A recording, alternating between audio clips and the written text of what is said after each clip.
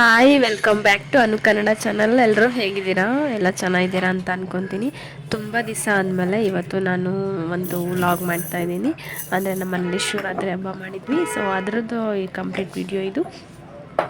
ನಮ್ಮ ಮನೆಯಲ್ಲಿ ನಾವು ಯಾವ ರೀತಿ ಶಿವರಾತ್ರಿ ಹಬ್ಬ ಮಾಡಿದ್ವಿ ಅಂತ ಹೇಳ್ಬಿಟ್ಟು ನಾನು ಈ ವಿಡಿಯೋದಲ್ಲಿ ಹಾಕಿದ್ದೀನಿ.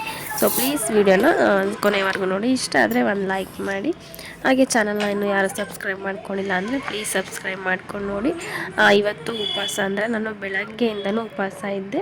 ಹಾಗಾಗಿ ಸಂಜೆ ನಾನು ಗೊಜ್ಜು ಅವಲಕ್ಕಿ ಮಾಡೋದಕ್ಕೆ ರೆಡಿ ಮಾಡ್ಕೊತಾ ಇದ್ದೆ. ನಾರ್ಮಲಾಗಿ ಯಾವಾಗ್ಲೂ ಅವಲಕ್ಕಿ ಇಲ್ಲ ಸಿಹಿ ಅವಲಕ್ಕಿ ಈ ಥರ ಮಾಡ್ತಾಯಿದ್ದೆ. ಇವತ್ತು ಸ್ವಲ್ಪ ಚೇಂಜ್ ಇರಲಿ, ಅದು ಯಾವಾಗಲೂ ಮಾಡ್ತಾಯಿದ್ವಿ ಅಲ್ವಾ, ಇವತ್ತು ಸ್ವಲ್ಪ ಗೊಜ್ಜು ಅವಲಕ್ಕಿ ಥರ ಮಾಡ್ಕೊಳ್ಳೋಣ ಅಂತ ಹೇಳ್ಬಿಟ್ಟು ನಾನು ಅದನ್ನು ಮಾಡ್ಕೊತಾ ಇದ್ದೆ. ಆ ಗೊಜ್ಜು ಅವಲಕ್ಕಿ ಮಾಡೋದಕ್ಕೆ ಇನ್ನು ಅವಲಕ್ಕಿ ಗೊಜ್ಜು ಅವಲಕ್ಕಿ ಮಾಡೋದಕ್ಕೆ ನಾನು 2 ಗ್ಲಾಸ್ ಆಗೋವಷ್ಟು ಅವಲಕ್ಕಿನ ನೆನೆಸ್ಕೊಳ್ತಾ ಇದ್ದೀನಿ. ಅಂದರೆ ನೀಟಾಗಿ ಒಂದೆರಡು ಸತಿ ನೀಟಾಗಿ ಎಲ್ಲ ಕ್ಲೀನಾಗಿ ವಾಶ್ ಮಾಡಿಕೊಂಡು ಒಂದು 2-3 ಸತಿ ಬಸಿದ್ಬಿಟ್ಟು ಅದಾದಮೇಲೆ ಸ್ವಲ್ಪ ನೀರು ಹಾಕ್ಬಿಟ್ಟು ಮುಚ್ಚಿಟ್ಕೊಂಡ್ರೆ ಚೆನ್ನಾಗಿ ಕ್ಲೀನಾಗಿ ಮೆತ್ತಗೆ ನೆನ್ಕೊಳ್ಳುತ್ತೆ. ಇಲ್ಲ ಅಂತಂದರೆ ಅದು ಸ್ವಲ್ಪ ಡ್ರೈ ಅನಿಸ್ಬಿಡುತ್ತೆ. ಹಂಗಾಗಿ ಸ್ವಲ್ಪ ನೀರು ಹಾಕಿ ಮುಚ್ಚಿಟ್ಕೊಂಡ್ರೆ ಚೆನ್ನಾಗಿ ಅನಿಸುತ್ತೆ. ಇನ್ನು ಅದಾದಮೇಲೆ ಸ್ವಲ್ಪ ದೇವ್ರ ಸಾಮಾನೆಲ್ಲ ತೊಳೆದಿದ್ನಲ್ಲ ಅದನ್ನೆಲ್ಲ ಕ್ಲೀನಾಗಿ ಒರೆಸಿ ಎತ್ತಿಟ್ಕೊತಾ ಇದ್ದೀನಿ.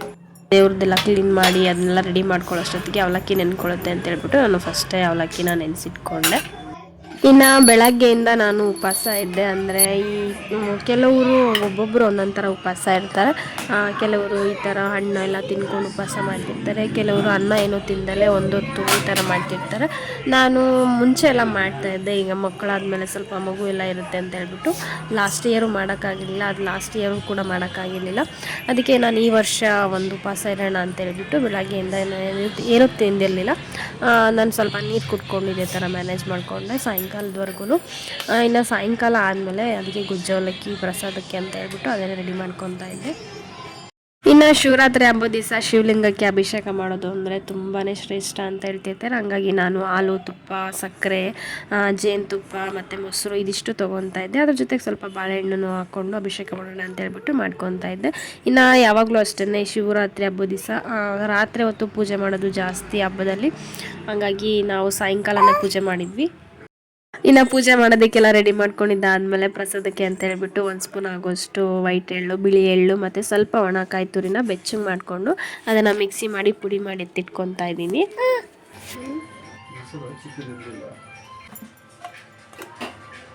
ಗೊಜ್ಜು ಅವಲಕ್ಕಿ ಮಾಡೋದಕ್ಕೆ ಹುಣಸೆಹಣ್ಣಿನ ರಸ ಇರುತ್ತಲ್ಲ ಅದನ್ನ ಒಂದು ಬಾಣಲಿಗೆ ಹಾಕ್ಬಿಟ್ಟು ಅದಕ್ಕೆ 1 ಸ್ಪೂನ್ ಆಗೋಷ್ಟು ಮನೆಯಲ್ಲೇ ಮಾಡಿರುವಂಥ ಸಾಂಬಾರು ಪೌಡ್ರ್ ನಾನು ಹಾಕ್ಕೊತಾ ಇದ್ದೀನಿ.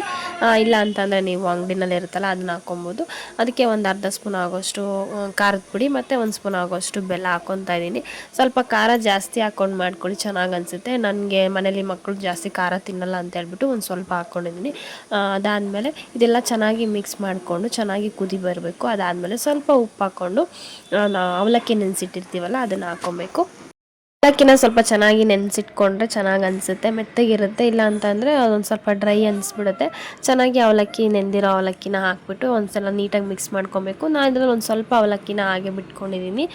ಒಂದು ಸ್ವಲ್ಪ ಸ್ವೀಟ್ ಅವಲಕ್ಕಿನೂ ಮಾಡ್ಕೊಳ್ಳೋಣ ಅಂತ ಹೇಳ್ಬಿಟ್ಟು ಒಂದು ಸ್ವಲ್ಪ ಬಿಟ್ಕೊಂಡೆ. ಇದು ಹುಣಸೆಹಣ್ಣು ಮತ್ತು ಬೆಲ್ಲ ಇದೆಲ್ಲ ಮಿಕ್ಸ್ ಮಾಡಿರ್ತೀವಲ್ಲ ಇದಕ್ಕೆಲ್ಲ ಕ್ಲೀನಾಗಿ ಹೊಂದ್ಕೊಳ್ಳೋ ಹಾಗೆ ಕ್ಲೀನಾಗಿ ಮಿಕ್ಸ್ ಮಾಡ್ಕೊಂಡು ಇಟ್ಕೊಬೇಕು. ಕೆಲವೊಬ್ಬರು ಒಂದೊಂದು ಥರ ಮಾಡ್ತಿರ್ತಾರೆ, ನಾನು ಈ ಥರ ಮಾಡಿದ್ದೀನಿ.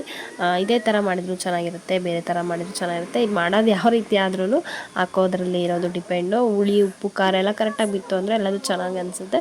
ನಾನು ಮಾಡಿದ್ದು ಸ್ವಲ್ಪ ಖಾರ ಕಮ್ಮಿ ಆಗಿತ್ತು, ಯಾಕೆಂದರೆ ಮನೇಲಿ ಮಕ್ಕಳು ತಿನ್ನಲ್ಲ ಅಂತ ಹೇಳ್ಬಿಟ್ಟು ಸ್ವಲ್ಪ ಖಾರ ಕಮ್ಮಿ ಮಾಡ್ಕೊಂಡಿದ್ದೆ.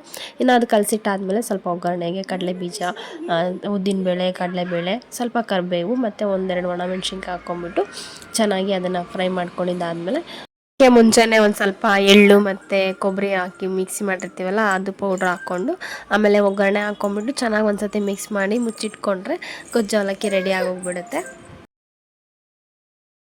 ಇನ್ನು ನಮ್ಮನೆ ದೇವ್ರ ಮನೆ ಮೇಲ್ಗಡೆ ಇರೋದ್ರಿಂದ ನಮಗೆ ನಿಂತ್ಕೊಂಡು ಅಭಿಷೇಕ ಮಾಡೋದಕ್ಕೆ ಅಷ್ಟು ಚೆನ್ನಾಗಿ ಅನಿಸಲ್ಲ ಅಂತ ಹೇಳ್ಬಿಟ್ಟು ನಾನು ಕೆಳಗಡೆನೇ ಒಂದು ಒಂದು ದುಡ್ಡಿಂದು ಇದಿರುತ್ತಲ್ಲ ಟೇಬಲ್ ಥರ ಅದನ್ನು ಇಟ್ಬಿಟ್ಟು ಒಂದು ರಂಗೋಲೆ ಬಿಟ್ಬಿಟ್ಟು ಕೆಳಗಡೆ ಕೂತ್ಕೊಂಡು ಮಾಡೋದ್ರಿಂದ ಏನೋ ಒಂಥರ ನೆಮ್ಮದಿ ಅನ್ನಿಸುತ್ತೆ. ನಿಂತ್ಕೊಂಡು ಮಾಡಿದರೆ ಅಷ್ಟು ನಮಗೆ ಮಾಡಿದ್ವಿ ಅಂತಲೇ ಅನಿಸಲ್ಲ. ಹಾಗಾಗಿ ಕೆಳಗಡೆ ಕೂತ್ಕೊಂಡು ಮಾಡೋಣ ಅಂತ ಹೇಳ್ಬಿಟ್ಟು ಕೆಳಗಡೆನೇ ಮಾಡ್ತಾಯಿದ್ದೀವಿ. ನಾವು ಫಸ್ಟು ಶಿವಲಿಂಗಕ್ಕೆ ಪೂಜೆ ಮಾಡೋಕ್ಕಿಂತ ಮುಂಚೆ ವಿಭೂತಿ ಹಚ್ಕೊಂಡು ಆಮೇಲೆ ಸ್ಟಾರ್ಟ್ ಮಾಡಬೇಕು. ಇನ್ನು ಮಕ್ಕಳಿಗೆ ಅಷ್ಟಾಗಿ ಯಾವುದು ಗೊತ್ತಾಗಲ್ಲ, ಯಾವುದು ಹೆಂಗೆ ಮಾಡಬೇಕು ಏನು ಅಂತ. ನಾವು ಒಂದೊಂದಾಗಿ ಹೇಳ್ಕೊಡ್ತಾ ಹೋದರೆ ಅವರು ಅದನ್ನು ನೋಡ್ತಾ ಕಲಿತಾ ಇರ್ತಾರೆ. ಹಂಗಾಗಿ ಮಕ್ಕಳಿಗೆಲ್ಲ ವಿಭೂತಿ ಎಲ್ಲ ಹಚ್ಬಿಟ್ಟು ನಾನು ಎಲ್ಲ ಹಚ್ಕೊಂಡು, ಆಮೇಲೆ ನಾವು ಫಸ್ಟಿಗೆ ಏನಾದರೂ ಪೂಜೆ ಮಾಡೋಕ್ಕೂ ಮುಂಚೆ ದೇವರಿಗೆ ಫಸ್ಟು ನಾವು ಪೂಜೆ ಮಾಡಿಬಿಟ್ಟು ಏನಾದರೂ ಸಂಕಲ್ಪ ಮಾಡ್ಕೊಳ್ಳೋದಿದ್ರೆ ಮಾಡ್ಕೊಬೋದು. ಆ ಥರ ಫಸ್ಟ್ ಮಾಡಿಬಿಟ್ಟು ಆಮೇಲೆ ನಾವು ಅಭಿಷೇಕ ಮಾಡೋಕ್ಕೆ ರೆಡಿ ಮಾಡ್ಕೊಂಡ್ವಿ. ಫಸ್ಟಿಗೆ ದೇವ್ರನ್ನೆಲ್ಲ ಇಟ್ಬಿಟ್ಟು ನಮ್ಮ ಮನೇಲಿ ಬಸವಣ್ಣ ಮತ್ತು ಲಿಂಗು ಎರಡು ಇತ್ತಲ್ವ, ಹಂಗಾಗಿ ನಮ್ಮ ಎಲ್ಲ ದೇವ್ರುಗಳ್ನೂ ಇಟ್ಬಿಟ್ಟು ಫಸ್ಟಿಗೆ ಪೂಜೆ ಮಾಡಿಕೊಂಡು ಏನಾದರೂ ಬೇಡ್ಕೊಳ್ಳೋದಿದ್ರೆ ಬೇಡ್ಕೊಂಡು ಸಂಕಲ್ಪ ಮಾಡಿಕೊಂಡು ಈ ಥರ ಆಗಬೇಕು ಆ ಥರ ಏನಾದರೂ ಅಂದ್ಕೊಂಡಿರ್ತೀವಲ್ವ, ಆ ಥರ ಅಂದ್ಕೊಂಡು ನಾವು ಫಸ್ಟು ಸ್ಟಾರ್ಟಿಂಗ್ ಪೂಜೆ ಮಾಡಿಬಿಟ್ಟು ಆಮೇಲೆ ನಾವು ಪೂಜೆನ ಸ್ಟಾರ್ಟ್ ಮಾಡ್ಕೊಬೇಕು.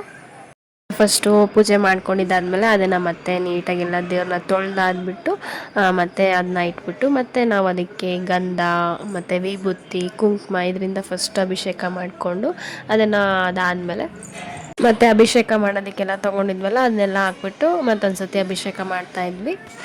ಏನೋ ಒಂಥರ ಪಾಸಿಟಿವ್ ಎನರ್ಜಿ ಇರುತ್ತೆ, ಏನೋ ಮನಸ್ಸಿಗೆ ಎಷ್ಟೋ ನೆಮ್ಮದಿ ಸಿಗುತ್ತೆ ಈ ಥರ ಮನೆಯಲ್ಲಿ ದೇವ್ರ ಪೂಜೆ ಮಾಡೋದ್ರಿಂದಾಗಿ. ದೇವರಿಗೆ ಅಭಿಷೇಕ ಮಾಡೋದ್ರಿಂದ ಎಷ್ಟು ನೆಮ್ಮದಿ ಸಿಗುತ್ತೆ ಅಂದರೆ ಅದು ಮಾಡಿದಾಗಲೇ ಗೊತ್ತಾಗ್ಬಿಡುತ್ತೆ. ಮಾಡ್ತಾ ಇರುವಾಗಲೇ ಏನೋ ಒಂಥರ ವೈಬ್ರೇಷನ್ ಆಗ್ತಾ ಇರುತ್ತೆ. ದೇವರಲ್ಲಿ ಎಷ್ಟು ನಾವು ಪೂಜೆ ಮಾಡ್ತಾ ಹೋಗ್ತೀವೋ ಅಷ್ಟು ಒಂಥರ ಮನಸ್ಸಿಗೆ ಖುಷಿ ಸಿಗುತ್ತೆ. ಇನ್ನು ದೇವ್ರ ಪೂಜೆ ಮಾಡಿಲ್ಲ ಅಂದರೆ ಒಂದೊಂದು ದಿವಸ ಎಷ್ಟೋ ಒಂಥರ ಮನಸ್ಸಿಗೆ ರಿಲ್ಯಾಕ್ಸೇ ಅನಿಸಲ್ಲ, ಆ ಥರ ಅನ್ನಿಸ್ತಾ ಇರುತ್ತೆ. ಜಾಸ್ತಿ ನಾವು ಯಾರೂ ಏನು ಎಕ್ಸ್ಪೆಕ್ಟ್ ಮಾಡ್ಕೊಂಡು ನಂಬೋದಕ್ಕಿಂತ ಜಾಸ್ತಿ ನಾವು ದೇವ್ರ ಮೇಲೆ ಡಿಪೆಂಡ್ ಆದರೆ ನಮ್ಮ ಮನಸ್ಸಿಗಾದರೂ ಒಂದು ರಿಲ್ಯಾಕ್ಸ್ ಸಿಗುತ್ತೆ.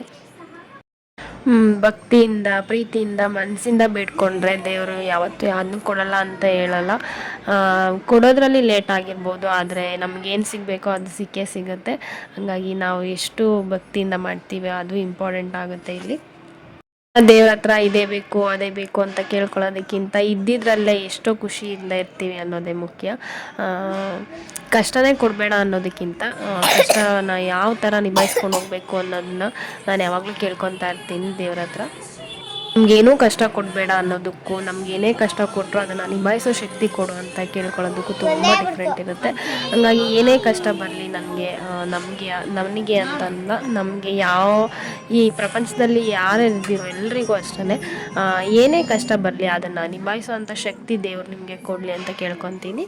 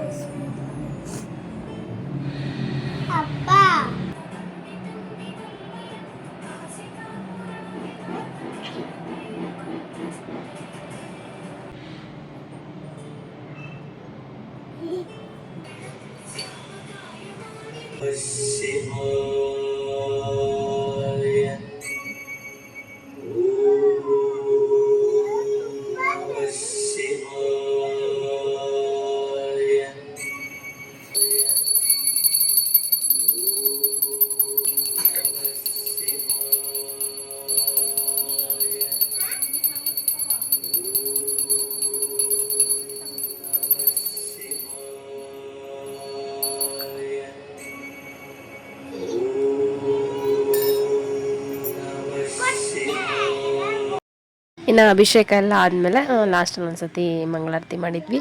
ಅದಾದಮೇಲೆ ನಮ್ಮನ್ನು ನೋಡಿ ಮಕ್ಕಳು ಅನುಕರಣೆ ಮಾಡ್ತಾರೆ ಅಂತಾರಲ್ಲ, ಅದಕ್ಕೆ ಏನು ಹೇಳ್ಕೊಡೋದೇ ಬೇಡ, ನೋಡಿಬಿಟ್ಟು ಅವರೇ ಮಾಡ್ತಿರ್ತಾರೆ. ಇನ್ನು ಅದಾದಮೇಲೆ ಶಿವಲಿಂಗ ಪೂಜೆ ಮಾಡ್ಕೊಂಡ್ವಿ. ಇಬ್ಬರದ್ದು ಶಿವಲಿಂಗ ಪೂಜೆ ಅದಾದಮೇಲೆ ಲಾಸ್ಟಲ್ಲಿ ಒಂದು ಸತಿ ಎಲ್ಲ ದೇವ್ರನ್ನೂ ಮತ್ತೆ ತೊಳೆದುಬಿಟ್ಟು ಇಟ್ಬಿಟ್ಟು ದೇವರಿಗೆ ಗಂಧ ವಿಭೂತಿ ಕುಂಕುಮ ಎಲ್ಲ ಹಚ್ಬಿಟ್ಟು ಲಾಸ್ಟಲ್ಲಿ ಒಂದು ಸತಿ ಪೂಜೆ ಮಾಡಿದ್ವಿ. ಇನ್ನು ಪೂಜೆ ಎಲ್ಲ ಮುಗಿಸ್ಕೊಂಡ್ವಿ. ಪೂಜೆ ಎಲ್ಲ ಮುಗಿದ್ಮೇಲೆ ಎಷ್ಟೋ ಒಂಥರ ಮನಸ್ಸಿಗೆ ನೆಮ್ಮದಿ ಸಿಕ್ತಂಗಾಯಿತು.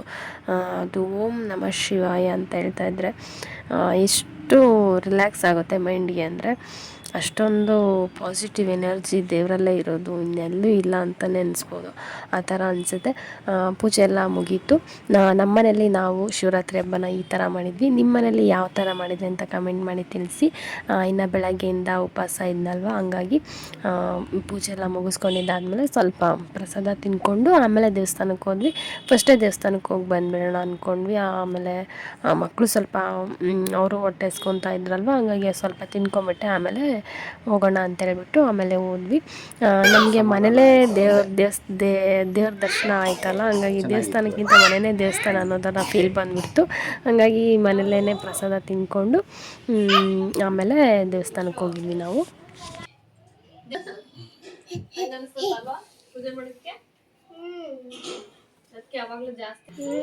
ಏನಂತ ನೆನ್ಸ್ಕೊಂಡು ಏನು ನೆನ್ಸ್ಕೊಂಡ್ರೆ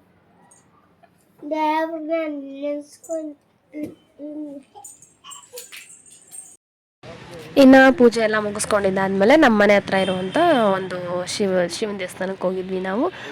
ತುಂಬ ಲೇಟ್ ಆಗಿತ್ತಲ್ಲ, ಹಂಗಾಗಿ ದೂರ ಎಲ್ಲೂ ಹೋಗೋದು ಬೇಡ ಅಂತ ಹೇಳ್ಬಿಟ್ಟು ಮನೆ ಹತ್ರನೇ ಇರುವಂಥ ಶಿವನ ದೇವಸ್ಥಾನಕ್ಕೆ ಹೋಗಿದ್ವಿ. ಲಾಸ್ಟ್ ಇಯರ್ನಲ್ಲಿ ನಾವು ಹೋದಾಗ ಸ್ವಲ್ಪ ರಶ್ ಕಮ್ಮಿ ಇತ್ತು. ಅಂದರೆ ನಾವು ಒಂದು 5:30, 6 ಗಂಟೆಗೆಲ್ಲ ಹೋಗ್ಬಿಟ್ಟಿದ್ವಿ. ಆವಾಗ ಸ್ವಲ್ಪ ಜನ ಕಮ್ಮಿ ಇದ್ದರು. ಈ ವರ್ಷ ನಾವು ಟೈಮು ಮನೇಲೇ ಸ್ವಲ್ಪ ಜಾಸ್ತಿ ಟೈಮ್ ಸ್ಪೆಂಡ್ ಮಾಡಿದ್ರಿಂದ ಆಮೇಲೆ ಹೋಗಿದ್ವಿ. ಹಂಗಾಗಿ ಶಿವರಾತ್ರಿ ದಿವಸ ಯಾವಾಗಲೂ ಜಾಸ್ತಿ ರಾತ್ರಿ ಹೊತ್ತು ದರ್ಶನ ಮಾಡೋದೇ ಜಾಸ್ತಿ ಅಲ್ವಾ. ತುಂಬ ಕ್ಯೂ ಇತ್ತು. ಆ ಕ್ಯೂನೆಲ್ಲ ಮುಗಿಸ್ಕೊಂಡು ಆಮೇಲೆ ನಾವು ದೇವಸ್ಥಾನಕ್ಕೆ ಹೋಗಿ ದರ್ಶನ ಮಾಡ್ಕೊಂಡ್ಬಂದ್ವಿ. ಇನ್ನು ಲಾಸ್ಟ್ ಇಯರ್ನಲ್ಲೂ ಅಷ್ಟೇ ಇದೇ ಥರನೇ ಐಸ್ ಕ್ಯೂಬ್ನಲ್ಲಿ ಇಟ್ಬಿಟ್ಟು ದೇವ್ರ ಪ್ರತಿಷ್ಠಾಪನೆ ಮಾಡಿದರು. ಈ ವರ್ಷವೂ ಅಷ್ಟೇ ಕಲರ್ ಥರ ಐಸ್ ಕ್ಯೂಬ್ನೆಲ್ಲ ಮಾಡಿಬಿಟ್ಟು ಒಂದೊಂದು ಶಿವಲಿಂಗ ಮೂರ್ತಿನ ಇಲ್ಲಿ ಐಸ್ ಕ್ಯೂಬ್ನಲ್ಲಿ ಮಾಡಿ ಪ್ರತಿಷ್ಠಾಪನೆ ಮಾಡಿ ಅದಕ್ಕೆ ಪೂಜೆ ಎಲ್ಲ ಮಾಡ್ತಿರ್ತಾರೆ. ಅದೇ ಥರನೇ ಈ ವರ್ಷವೂ ಮಾಡಿದರು. ನೀರಿಗೆ ಆಕಾರ ಇಲ್ಲ ಅಂತಾರೆ, ಅದೇ ನೀರಿಗೆ ಸ್ವಲ್ಪ ಕಲರೆಲ್ಲ ಹಾಕ್ಬಿಟ್ಟು ಅದನ್ನೇ ಒಂದು ಐಸ್ ಕ್ಯೂಬ್ ಥರ ಮಾಡಿ ಅದನ್ನೇ ಒಂದು ದೇವ್ರ ಥರ ಪ್ರತಿಷ್ಠಾಪನೆ ಮಾಡ್ತಾರೆ. ದೇವರು ಎಲ್ಲ ಕಡೆ ಇರ್ತಾರೆ. ನಾವು ಯಾವುದನ್ನು ದೇವ್ರ ರೂಪದಲ್ಲಿ ಕಾಣ್ತೀವೋ ಅದೇ ನಮಗೆ ದೇವ್ರ ಥರ ಅನ್ನಿಸ್ತಾ ಇರುತ್ತೆ. ಇಲ್ಲಿ ಈ ಥರ ಮಾಡಿದರು. ಇನ್ನು ನಾವು ಲಾಸ್ಟ್ ಟೈಮ್ ಹೋದಾಗ ಒಂದು 6 ಗಂಟೆ 6:30ಗೆಲ್ಲ ಹೋಗಿದ್ವಿ. ಆವಾಗ ನಮಗೆ ಐಸ್ ಕ್ಯೂಬಿಂದೆಲ್ಲ ಇತ್ತು. ಇವಾಗ ನಾವು ಹೋಗ್ತಾ ಇರೋದು ಲೇಟ್ ಆಗಿದೆ, ಎಲ್ಲಿ ಎಲ್ಲ ಕರ್ಗೋಗಿರುತ್ತೋ ಅಂತ ಅಂದ್ಕೊಂಡ್ವಿ. ಬಟ್ ಆದ್ರೂ ಅದು ತುಂಬ ಚೆನ್ನಾಗೇ ಇತ್ತು. ನಾವು ಹೋಗಿ ಇನ್ನೂ ಒಂದು 2-3 ಅವರ್ ಆದ್ರೂ ಹಾಗೇ ಇರುತ್ತೆ ಅಂತ ಅನಿಸುತ್ತೆ. ಒಂದು 10 ಗಂಟೆ 11 ಗಂಟೆ ತನಕನೂ ಇರ್ಬೋದು, ಅಷ್ಟು ಚೆನ್ನಾಗೇ ಇತ್ತು. ಇನ್ನು ದರ್ಶನ ಎಲ್ಲ ಮುಗಿಸ್ಕೊಂಡಿದ್ದಾದಮೇಲೆ ಸ್ವಲ್ಪ ಪ್ರಸಾದ ಎಲ್ಲ ತಿಂದ್ಕೊಂಡು ಪಾರ್ಕ್ ಇತ್ತಲ್ವ, ಅಲ್ಲೇ ಪಾರ್ಕಲ್ಲಿ ಸ್ವಲ್ಪ ಆಟ ಆಡ್ತೀವಿ ಅಂತ ಹೇಳಿದರು. ತುಂಬ ಲೇಟ್ ಆಗಿತ್ತು ಅಂತ ಹೇಳ್ಬಿಟ್ಟು ಒಂದು ಸ್ವಲ್ಪ ಹೊತ್ತು ಮಾತ್ರ ಆಟ ಆಡಿಸ್ಕೊಂಡ್ಬಿಟ್ಟು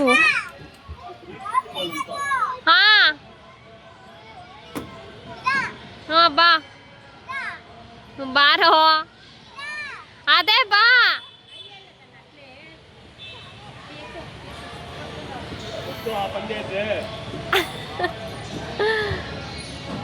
ಅದಾದಮೇಲೆ ಧರ್ಮಗಿರಿ ಮಂಜುನಾಥ ಟೆಂಪಲ್ಗೆ ಹೋಗೋಣ ಅಂತ ಅಂದ್ಕೊಂಡ್ವಿ. ಅಲ್ಲಿಗೆ ಹೋಗಿ ಬರೋ ಅಷ್ಟೊತ್ತಿಗೆ ನಮಗೆ ಲೇಟ್ ಆಗುತ್ತೆ ಅಂತ ಹೇಳ್ಬಿಟ್ಟು ನಮ್ಮ ಮನೆ ಹತ್ರ ಇನ್ನೊಂದು ಚಿಕ್ಕದು ಶಿವನ ದೇವಸ್ಥಾನ ಇತ್ತು, ಊರ ಹತ್ರನೇ ಇರೋ ದೇವಸ್ಥಾನ. ಅಲ್ಲಿ ನೆಕ್ಸ್ಟ್ ಒಂದು 10 ಗಂಟೆ 10:30 ಟೈಮಲ್ಲಿ ಮತ್ತೆ ಒಂದು ಅಭಿಷೇಕ ಮಾಡ್ತಾರಲ್ವ, ಆವಾಗ ಒಂದು ಅಭಿಷೇಕ ಮಾಡ್ತಾಯಿದ್ರು. ಅಲ್ಲೊಂದು ಸ್ವಲ್ಪ ಹೊತ್ತು ನೋಡ್ಕೊಂಬಿಟ್ಟು ಆಮೇಲೆ ಮನೆಗೆ ಹೋದ್ವಿ. ಅಲ್ಲೇ ಯಶ್ವಿಕು ಸ್ವಲ್ಪ ಯಾಕೋ ಹೊಟ್ಟೆ ನೋಯ್ತಾ ಇದೆ ಹಂಗೆ ಹಿಂಗೆ ಅಂತ ಇದ್ದ, ಹಾಗಾಗಿ ಅಲ್ಲಿ ಮುಗಿಸ್ಕೊಂಡು ಮನೆಗೆ ಹೋದ್ವಿ.